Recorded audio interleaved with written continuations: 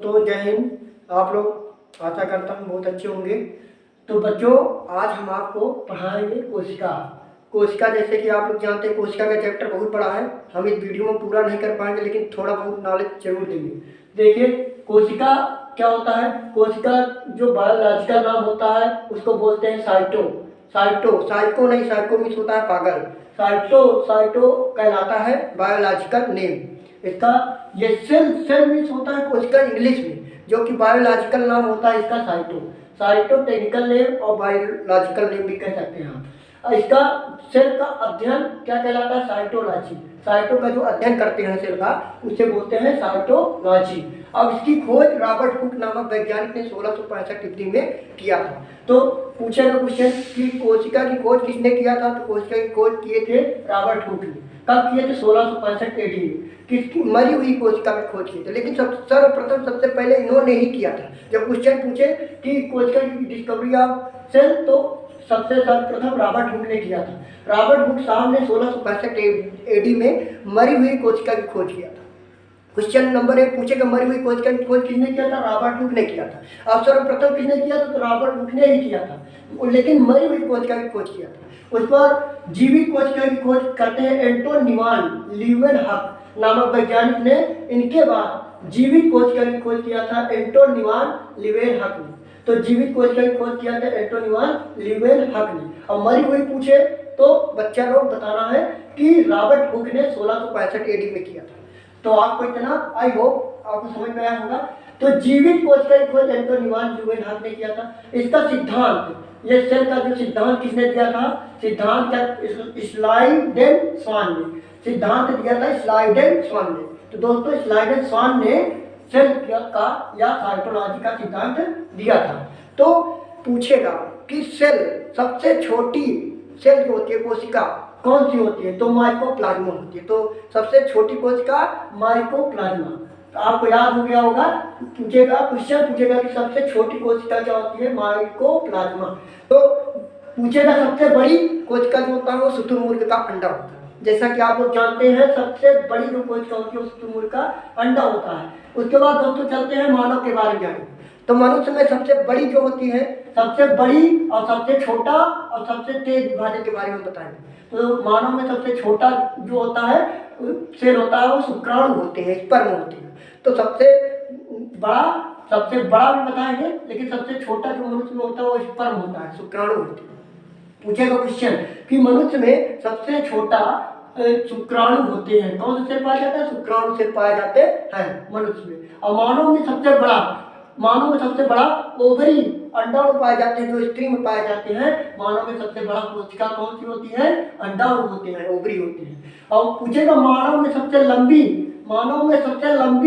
कोशिका कौन सी होती है, न्यूरॉन होती है। दोस्तों, बड़ा लाल किला बड़ा है, कुतुब मीनार लंबा है, बड़ा लंबा में अंतर होता है। अब देखिए, मानव में सबसे तेज कोशिका विभाजन किसमें होता है, तो मानव में सबसे तेज कोशिका विभाजन लीवर का होता है। तो आपको समझ में आया होगा कि मानव में सबसे छोटी कोशिका होती है, तो सबसे छोटी कोशिका होती है स्पर्म में होता है शुक्राणु। और सबसे बड़ी कोशिका जो होती है, सबसे बड़ी कोशिका होती है ओवरी, अंडाणु पाया जाता है। और सबसे लंबी कोशिका होती है न्यूरॉन। और लंबी और बड़ा में अंतर हम आपको बताए थे, ठीक है। उसके बाद मानव में तेज विभाजन, सबसे तेज कोशिका विभाजन मनुष्य में होता है लीवर में। अगर लीवर को काट दिया जाए और थोड़ा छूट जाए तो लीवर कोशिका विभाजन करके एक नए लीवर का निर्माण कर लेता है। तो सेल क्या होता है, मनुष्य का जो शरीर होता है वो सेल से मिलकर बना होता है। सेल क्या करता है, मान लो चोट लग जाए और यहाँ पर चोट लग जाएगा तो एक बगल वाली कोशिका क्या करेगा, दूसरी कोशिका विभाजन करके इसे लगे हुए चोट को पुनः भर देती है। मतलब कोशिका विभाजन होता है। मनुष्य के शरीर में कोशिका विभाजन निरंतर होता रहता नहीं है, लेकिन 21 वर्ष के बाद कोशिका विभाजन होना मनुष्यों में बंद हो जाता है। मनुष्य जैसे आप लोग पहले छोटे थे, फिर धीरे धीरे कोशिका विभाजन होता चला गया, आप लोग बड़े हो गए। लेकिन हाँ, इसकी एक समय सीमा होती है, समय अवधि होती है मनुष्य में 18 से 21 साल। उसके बाद कोशिका विभाजन मनुष्य में होना बंद हो जाता है। उसके बाद किसमें सबसे ज्यादा निरंतर कोशिका विभाजन होती रहती है शरीर में, तो जैसे नाखून हो गए, बाल हो गए, इसमें निरंतर कोशिका विभाजन होता रहता है जब तक मनुष्य जिंदा रहता है।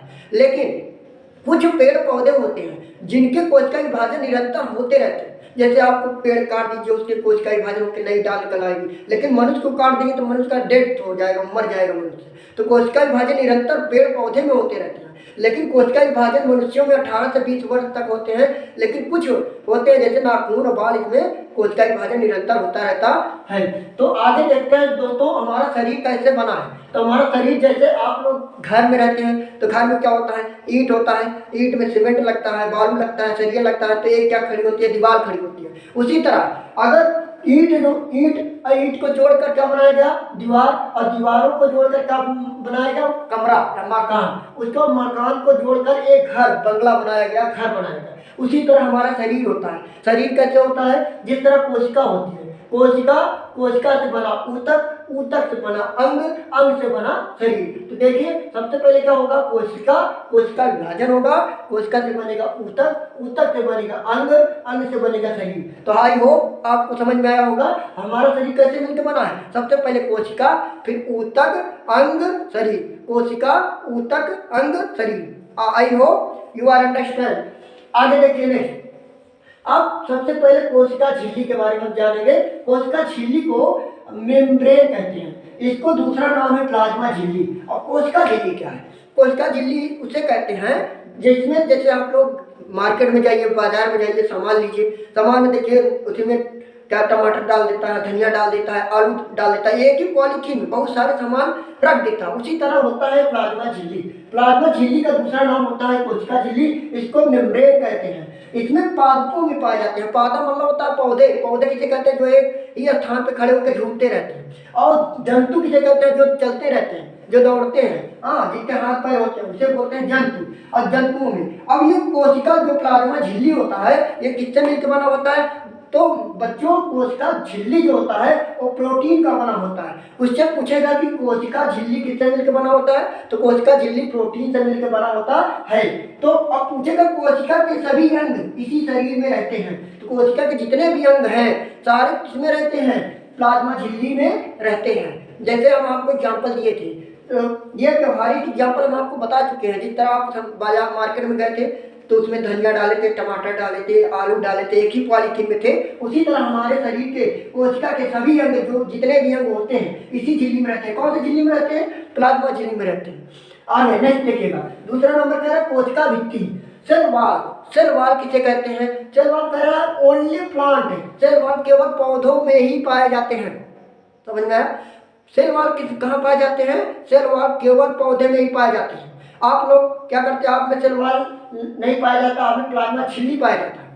हम लोग ठंड से बचने के लिए क्या करते हैं, स्वेटर वगैरह पहन लेते हैं, गर्म कोट पहन लेते हैं, लेकिन पेड़ पौधे में डबल लेयर की कोशिका होती है, जिसे दोहरी कोशिका कहते हैं। ठीक है, जैसे पेड़ पौधे अपना क्या करते हैं, अपनी सुरक्षा स्वयं कर लेते हैं, अपना भोजन भी स्वयं कर लेते हैं। हम अब आपको नेक्स्ट चैप्टर में बता देंगे।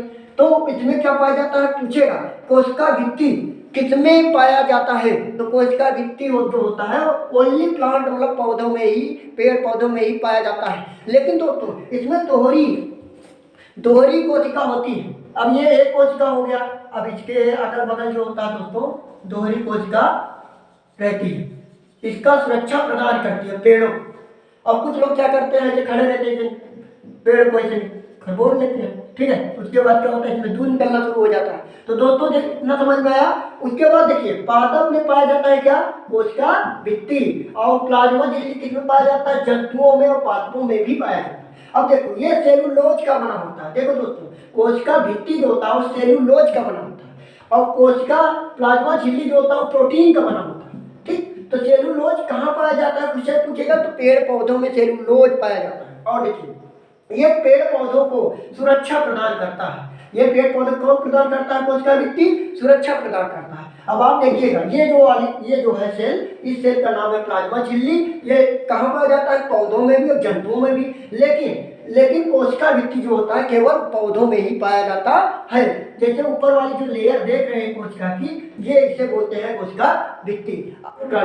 माइटोकॉन्ड्रिया को तीसरा नंबर को माइटोकॉन्ड्रिया को बोलते हैं सूत्रकणिका। सूत्रकणिका की खोज किसने किया था, अल्टमैन ने किया था।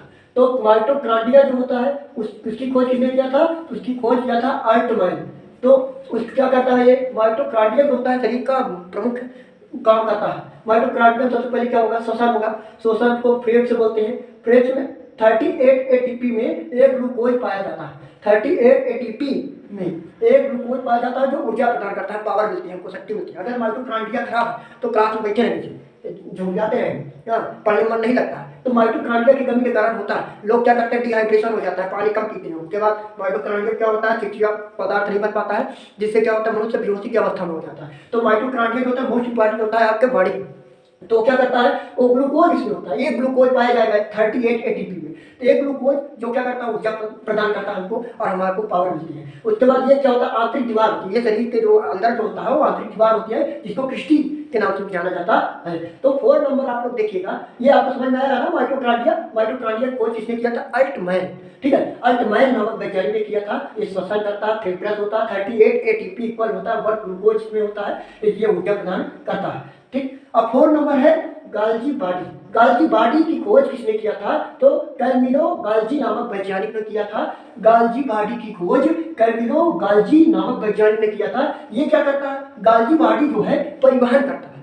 गाल्जी बॉडी हमारे शरीर में क्या करता है, परिवहन का काम करता है। उसके 5 नंबर है रसधानी। रसधानी को ओकैरोल बोलते हैं, ये जल को संग्रह करता है। मतलब शरीर में पानी की कमी हो जाती है तो इसीलिए आदमी क्या होता है, डिहाइड्रेशन हो जाता है, आदमी के झांकने आने लगती हो, उसके बाद नींद आने लगती हो, गिर पड़ता है, बेहोश हो जाता है। तो राजधानी की कमी के कारण होता है। राजधानी क्या करती है, जल संग्रह करती है। तुम्हारे शरीर में 75% क्या वाटर है, तो वाटर को जल संग्रह कौन करेगा, राजधानी करेगा। आगे 6 नंबर है तारक काय। तारक काय जो होता है, सॉरी, तारक काय को सेंट्रोसोम बोलते हैं। सेंट्रोसोम जो होता है इसकी खोज बोबरी नामक वैज्ञानिक ने किया था। फिर से आगे देखिएगा, तारक काय जो होता है इसको इंग्लिश बोलते हैं सेंट्रोसोम।